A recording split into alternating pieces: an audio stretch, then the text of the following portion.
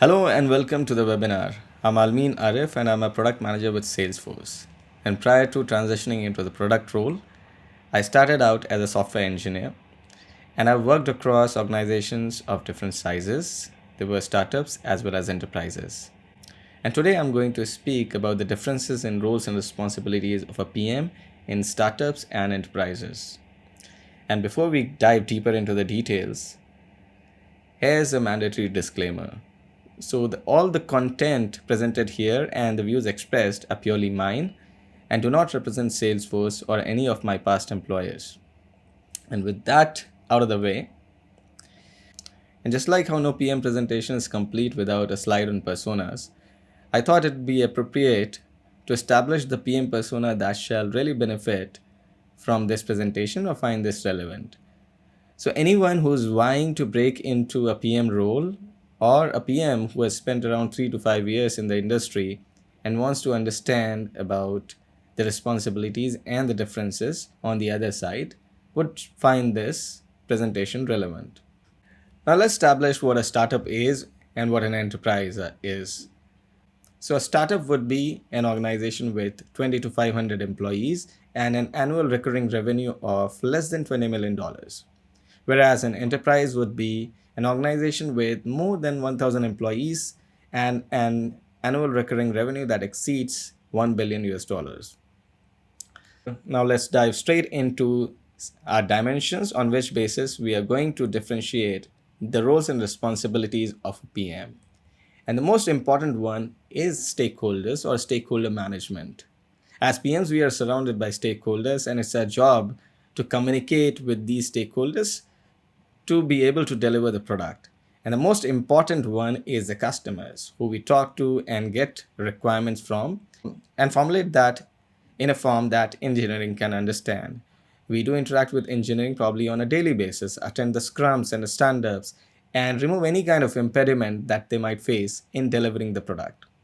At the same time, we also keep an eye on the field, talking to sales and professional services about the implementations. There are other ancillary functions as well, like documentation, user research, UX, support, and so on. But how does this differ based on the size of the company? How does the stakeholder management differ for the product manager based on the size of the company?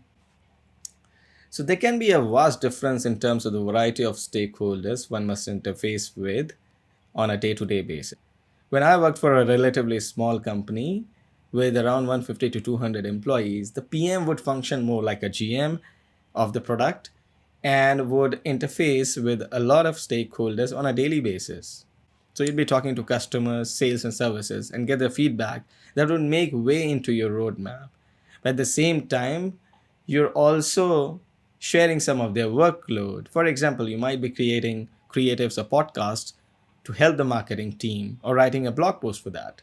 You might be helping a sales engineer create a demo or even be writing the first draft of your documentation because the documentation guy is shared and pretty loaded. But then in a large company, you're working with a lot of internal teams as well. And many a times you're raising dependencies on these teams, so you have to interact with these product managers. And also, if you are a feature team that is consuming platform features, then you are also influencing the platform roadmap and negotiating on the feature delivery on the platform side. And if you are a platform PM, the feature teams are your customers and you are interfacing with them along with other functions that you get to interface with. So now let's talk about another interesting dimension, which is the product lifecycle itself. After you've been taught the 4 Ps and 5 Cs of marketing in your MBA course, if at all you've decided to join one, from a product management perspective, the most important concept that they teach is the product lifecycle. The key is to understand which phase your product lies in and then act accordingly. And this is not just limited to software product management, but also elsewhere. So how do we surface the difference in roles and responsibilities of a PM in different product lifecycle phases? Let's take my example. When I was working in a startup, we were in the growth phase. That required us to build an MVP, ship it out to the market, get the market feedback, and then tweak the product and repeat the cycle. Our focus was on acquiring the first 20 to 50 customers, and at the same time, we didn't want to bleed money. We had to retain the customers that we have already acquired, because there are a lot of costs of even acquiring a customer. There's this marketing cost, the cost of commissions to the sales, the maintenance cost, and even the engineering is all there. So we cannot be losing money. So we have to be able to prioritize the right set of features, the right bugs, so that the implementations are fine. At the same time, to be able to say no to a lot of things. For example, there could be certain sales and aggressive sales people who would come to you and ask for a feature request to be included in the next release cycle because they are unable to close a deal. At the same time, there could be high priority bugs that implementation team has hit in production and would want you to resolve. Heck, even your engineer would want to build it right, and they are not wrong in saying so. They'd want to have a platform first before they can expose services for the consumption of the front end teams. So, all of these requests are not wrong, they're all valid. But in this growth phase, in this phase, your priority should be to be able to ship the product fast, get the feedback, and iterate on it. What use would a platform be if there is no market fit? In this phase, in which most large product companies will be in, you've already acquired the critical mass, and now the focus becomes differentiating with the competitors, building the points of differentiations or the moat. This is very different from the phase where you are testing hypotheses, you're building your product from ground up. You do have a steady source of revenue now, probably growing at a 20% year on year growth rate. So your focus is to maintain that rate and at the same time differentiate with the rest of the market based on certain features. You might also want to innovate to expand the scope of the product itself and enter new market or expand the audience and the user base of the product. And this is where having a platform can provide tenfold returns. For starters, the economies of scope help save cost on dev cycles of all the consuming teams which are investing in building out new features, and probably these could be part of the platform itself, reusable by different feature teams who are building features in silos. And it's easy for anyone to guess if it's a smaller company, a startup, and a product in growth phase, you'd want to be shipping very fast. But if you look at the difference in the release cycles, in large companies, you might have 3 to 4 release cycles in a year. That means you're shipping almost every quarter. While in the case of smaller companies or startups, you might be shipping every week or every 2 weeks. There could be a code check-in that is happening every other day to fix some or the other bug. And that's required because the priority here is to be able to achieve the parity with the competition, the parity with the product definition that you have, and to be able to move quickly before the market is acquired or the window of opportunity is lost. For larger companies, you see what's at stake. These are not 20 to 50 customers. These are thousands of customers who are using these products on a day-to-day basis, and that affects their business. They have been stable on these products. So any small issue can magnify into a big one, and then all you're doing as a product manager is dousing fire. And that's why there are safeguards in place. You have different quality gates. You have different freezes that the product goes through before the product is actually released to the market. And it is required because the impact is huge. And that's where some of the decisions like, should I build a platform at this stage, or should it be only features, and then we can think about building a platform later, come into picture. And already talking about certain product decisions like creating a platform or going bespoke, let's actually dive into this specific dimension, which is the product decisions itself. How do you make product decisions based on the size of the company or the phase that you're in? So one of the important product calls for a smaller company or a product in growth phase is pivoting. Many a times you go with certain assumptions and hypotheses, and they prove to be wrong when you go to the market and you see that the customers' need are totally different. It's very easy to pivot in that case because you do not have a lot of customers. And that's also a good reason for you to pivot. But in case of large companies, when the product matures, there are two ways that you can go from there. Either you innovate and pivot, or you let the product decay.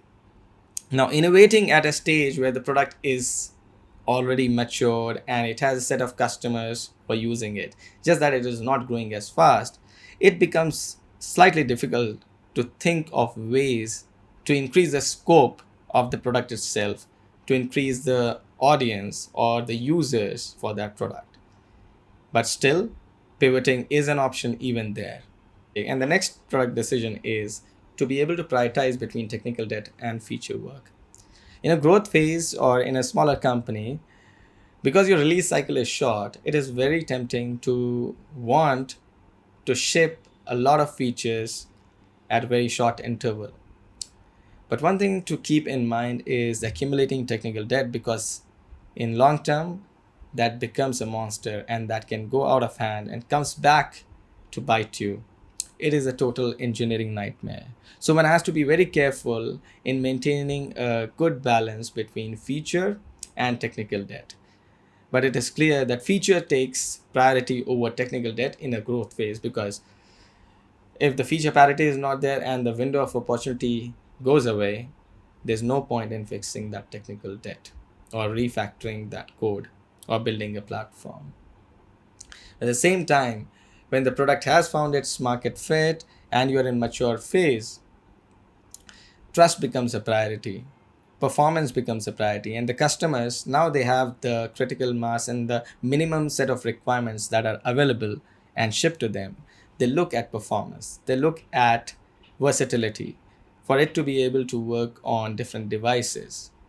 They would want to have features like caching on mobile, on iPad, increased performance on different browsers, or even increased security. And all of that would mean that you have a solid platform in place, that your code is efficient. Probably one of the toughest decisions that a product manager has to make is end of lifing a product. And in my case, we have done that, and I had to make a case for it. Actually, when I was in a startup, there was a case where we had a product, but it was losing money. And one of the reasons was increased churn. There was a high rate of churn. So even though we were able to sell more product, sell more subscriptions, we were also losing a lot of customers at a greater rate. And at the end, we were not making any money. Instead, we were losing money. So that's a tough decision, and you have to accept that a product has certain core issues that need to be fixed before we sell it. And so we had to end of life this product. Now, this decision may not be a very common decision for a product manager to make, especially for an entry-level product manager to make in a large organization, because you're owning smaller part of a larger product, and the life cycle of a product in large organization is longer. And finally, let's discuss perhaps the most important question that as PMs one should ask ourselves. What is my ownership and impact in an organization? And probably an answer to that will help us decide the next career move. So based on my experience, I've seen that in a small organization, you might end up owning a large product surface area, probably a vertical. At the same time, in the large organization, the products are huge. They have a lot of customers and there are a lot of nuances to be taken care of. And that's why you need many product managers to own specific product areas, sub-product areas of that huge product. Each of these cases require different skill sets. In a small company, you are making presentations to probably your CPOs or CEOs and making a case for it. While in the larger companies, it is about identifying new areas to expand the product surface area that you own in that company by looking at the competition, by doing white space analysis, and at the same time competing with some of the brightest brains, because there are a lot of product managers in large companies who come from great pedigrees. So you have seen that both the roles are challenging and equally challenging, and probably also equally exciting. It depends on what's your poison. Thank you. If you want to discuss it more, and if you have any further questions, you can reach out to me on Twitter or add me on LinkedIn and ask me questions. Thank you.